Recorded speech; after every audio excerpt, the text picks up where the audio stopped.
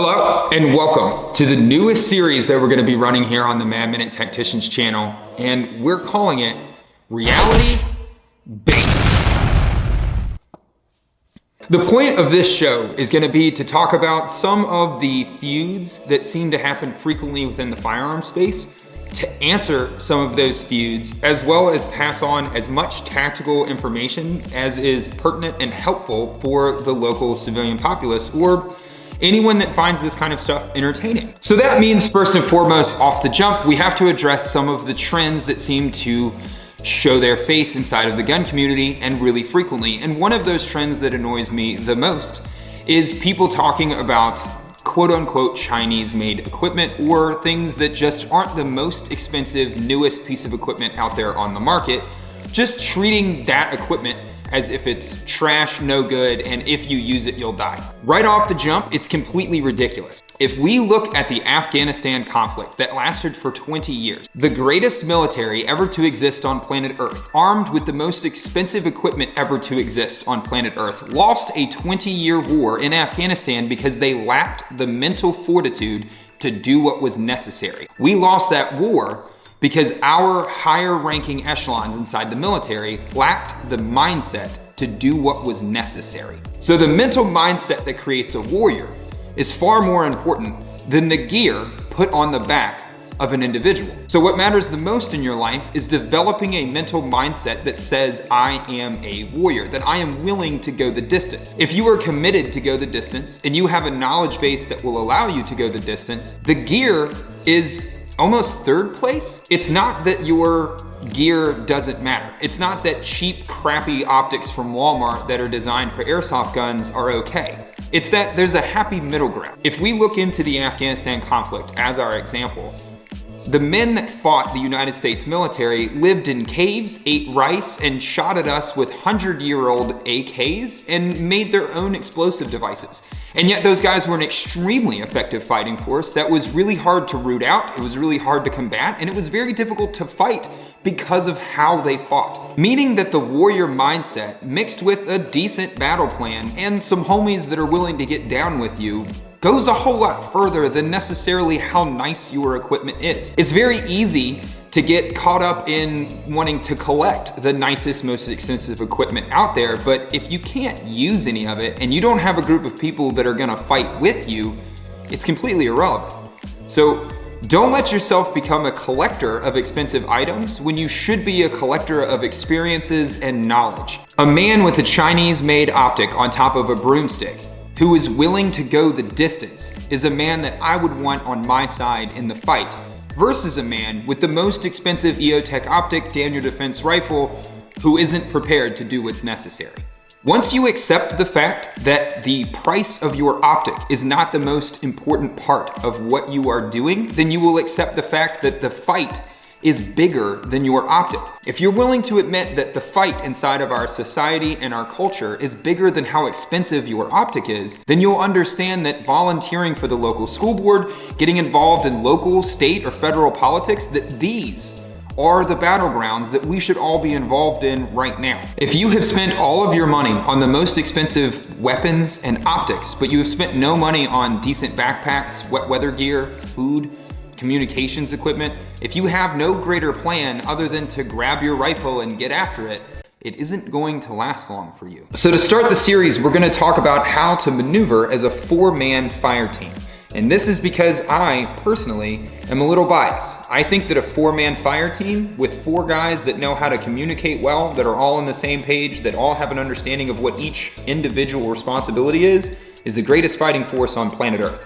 A four-man fire team can accomplish basically anything. So in this series, we're gonna cover basic movement techniques as a fire team. We're gonna talk about how to maneuver inside of different environments as a fire team and the different formations that you can put yourself in and why we're gonna do that. Then we're gonna talk about how to handle contact should we find ourselves inside of a gunfight, near or far ambushes. Then we'll talk about establishing some reconnaissance patterns, how to establish an OP, what we're doing inside of an OP, and what we're looking for when we develop a battle package inside of that battle space.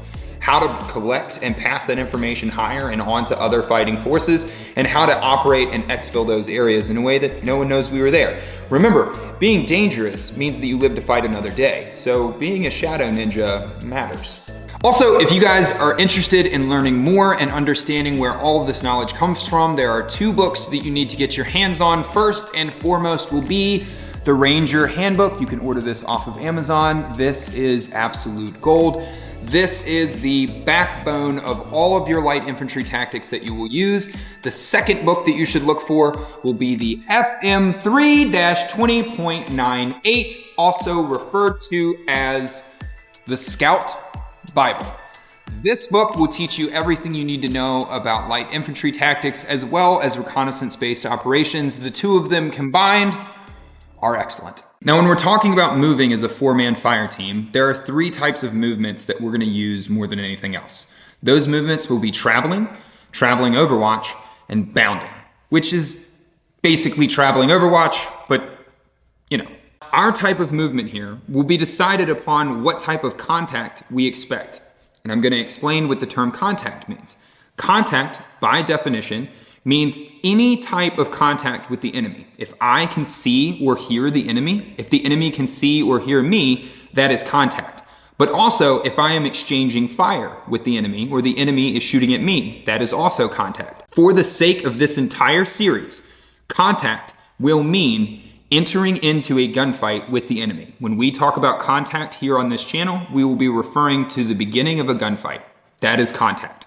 So, for the sake of our traveling, we are going to travel when contact is the least likely. This means that we're inside of a safe area that we know the enemy does not exist in, or we believe is very unlikely for the enemy to exist in. Then we have traveling overwatch. Traveling overwatch will be a series of, well, there's 2 types of bounding. We're going to get into it later. But traveling overwatch simply means that while one part of your element moves, another part of your element is stationary with their guns set up, ready to respond should something start happening while we're moving. Bounding means a series of alternating or successive bounds as a team. Bounding typically refers to how you're going to move once the gunfight has started, but is not unsimilar from traveling overwatch. It's just applied much more aggressively, and there are more tasks that you are accomplishing inside of the bounding scenario, versus with traveling overwatch, you're just kind of overwatching the other element that's moving and making sure that nothing happens. With bounding, you are actually providing suppressive fire to allow the other element to move.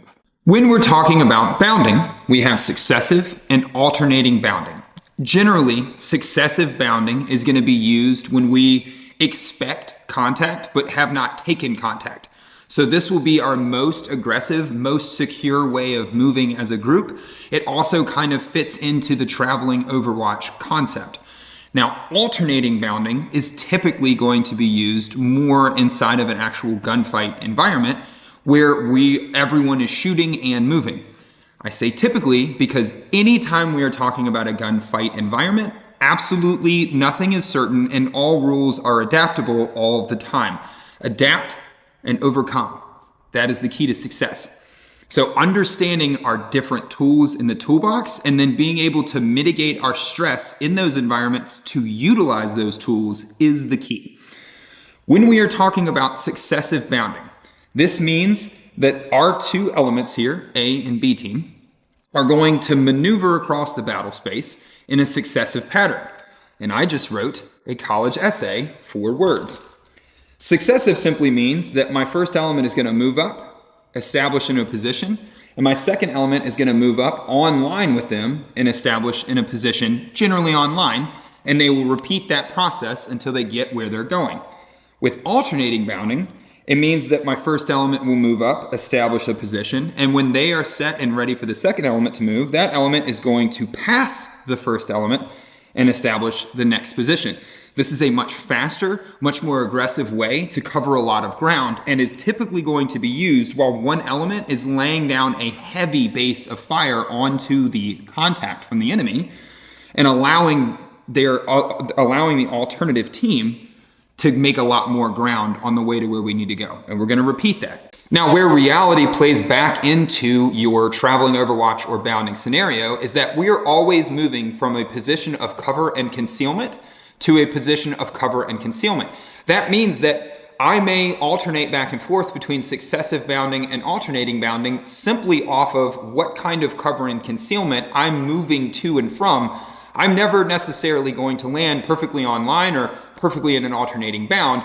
I'm just going to move from one area of cover and concealment to the next area of cover and concealment. But if we understand the principle we're trying to apply, we can think intelligently inside of those environments. So those are our two types of bounding. But the golden rule of bounding is that I never move unless my friend is able to provide fire to cover my movement. And when I move, I am moving to a position of cover and concealment, never anything else. Now, when we're talking about moving, we are going to move in a formation. And when we're talking about moving in a formation, the fastest way to move is in a file, or one of my preferred ways to move, a staggered column, which is going to work just like a file. So we're going to focus on the file, but understand that we can get some spacing amongst ourselves and run a staggered column and accomplish a lot of the things that the file accomplishes for us. If we remember our movement principles on how we're going to move, so traveling, overwatch, and bounding, the file is our fastest way to move. So we're typically going to use a file if we're traveling through an area, which means that enemy contact is low, it's not expected, and we need to move through that area fairly quickly for whatever reason. A file or a staggered column is also super effective if the terrain dictates it, meaning really thick, heavy undergrowth that's hard to get through and hard to keep spacing, or tiny little goat trails up the side of a mountain that just force you to travel in a one by one after another line. Now, anytime that we're talking about our movement techniques and how our team is positioned, there's a couple key principles that we have to keep in mind. The biggest and most important of those key principles is that our spacing in between each individual person needs to be situationally dependent on the environment. So if we expect the environment to be littered with explosive devices, whether that's mines or IEDs, or the potential for mortar rounds, artillery rounds, overhead incoming kind of artillery type explosives, we want to make sure that we have enough space between each person that should an explosive go off, only one person is going to be negatively affected by that explosion and the rest of the team is good. They're able to fight and they're able to help that person that's hurt. So our spacing is also going to be dependent upon the environment that we're in. We also want to keep in mind that each person should be able to have the maximum field of fire possible. In a line, this is really limited because kind of only the front guy can have fires forward. Everyone else can't shoot to the 12 o'clock position.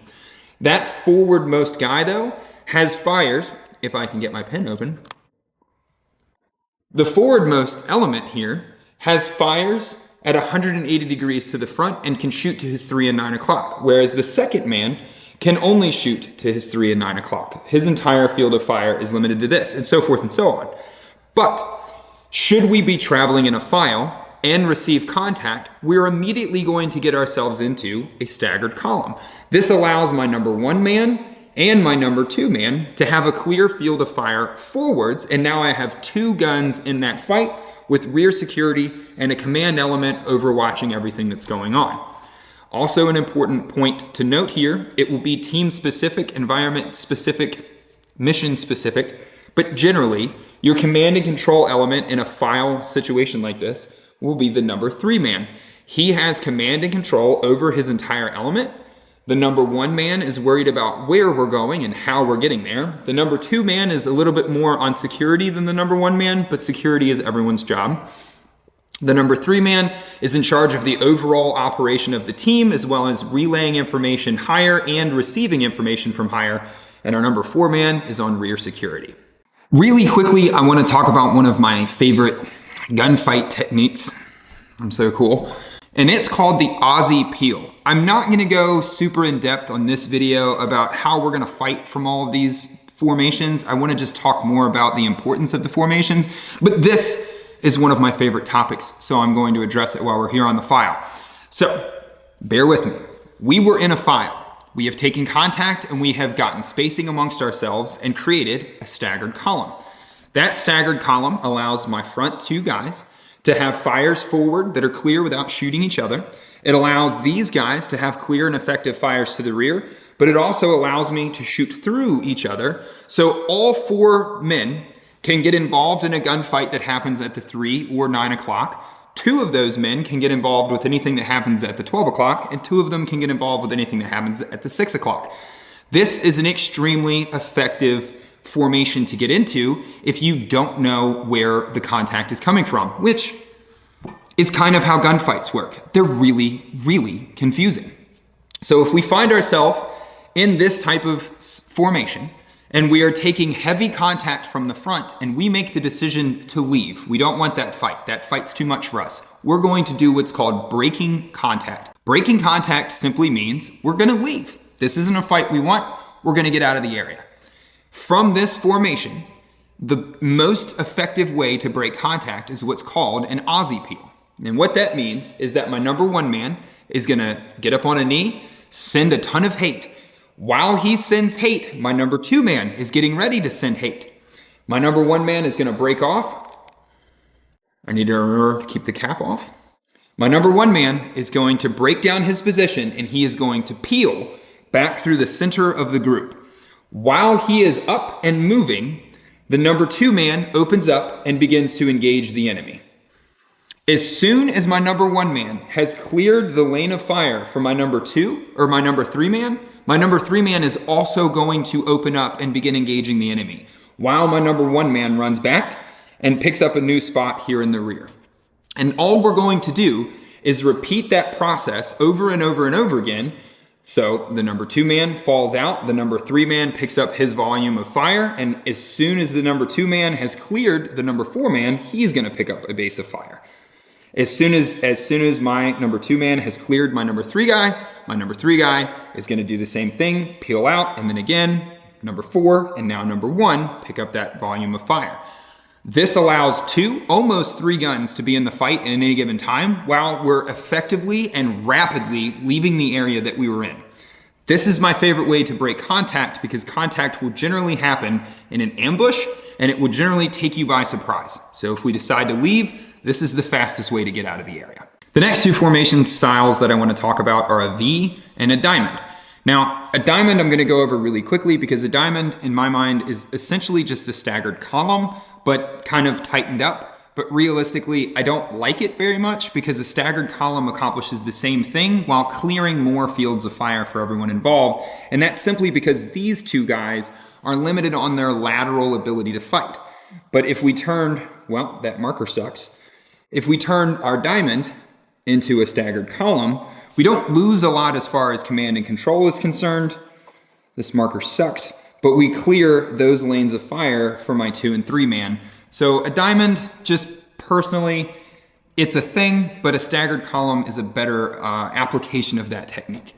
Now, a V is one of my favorite movement techniques because a V is great for areas that are laterally compressed. So think alleyways or roads where I can't get off on the sides of the road well due to elevation changes. Say I'm on a road where it has a steep drop off on one side and a steep incline on the other side. If something happens to me, I'm only able to move forwards and backwards, and laterally getting out of the area is off the table.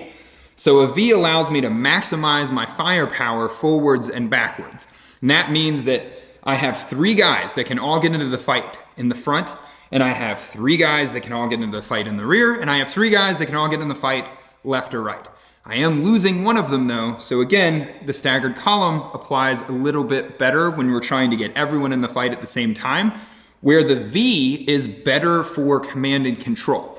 So my team leader, my command and control element is centrally located right smack dab in the middle of the V, and it's very easy for him to control his team. The benefit of a V, if we're working with belt-fed machine guns and we have to have an ammo bearer and a gun bearer, it allows me to put my belt-fed in the very front, co-located with the individual that has his ammo, and they're pretty much ready to rock and roll at a moment's notice. They can suck up together, generate that wall of fire that's going forward. My team leader can come up and establish command and control, and we've got a lot of fires all going down range. It's a great way to handle, again, laterally confined environments where I have to move forwards and backwards and I just can't bail out to the sides.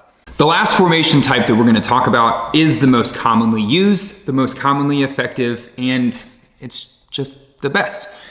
The wedge formation, or sometimes referred to as echelon right or echelon left, depending on who has the two individuals stacked, it will be an echelon right or an echelon left, but it's a wedge. The best practice use of a wedge is when we're covering large areas, because I can open my team up and we can really maximize on having space between all of us. I mean, 50 meters, 100 meters between each individual, very okay depending on the type of environment that we're in. This matters a lot inside of a full spectrum kind of environment, meaning the risk of me receiving ordnance or heavy fire from something other than just carried by man, so tank, plane, helicopter, whatever.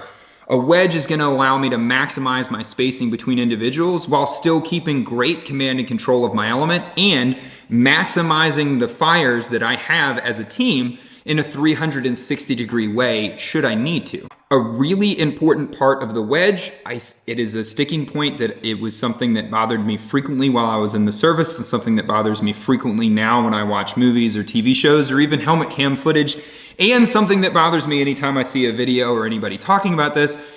It is vitally important that my number 2 and my number 3 man remember that they're not walking laterally with each other, but they are spaced frontwards and rearwards. It is important that my number 2 and my number 3 man keep their lanes of fire clear. I'm never going to remember to keep the cap off. My number 2 man needs to be able to fire through that wedge to his 3 o'clock. And my number 3 man needs to be able to fire to his 9 o'clock. That allows us to keep that 360-degree security. It's very easy for my number 3 man and my number 2 man to choke up on each other, and you end up with a wedge that looks like this. These two people now are unable to fight, and you've kind of made a V more than you've made anything. So a really crucial element of the wedge is number 2 and number 3 man remembering to keep this spacing so that they have clear lanes of fire. This is the most commonly used way to maneuver a 4-man team through basically any environment, and it can grow and shrink depending on the environment restrictions around you. If we're walking through a giant open field, we want to blow this wedge as far apart as possible.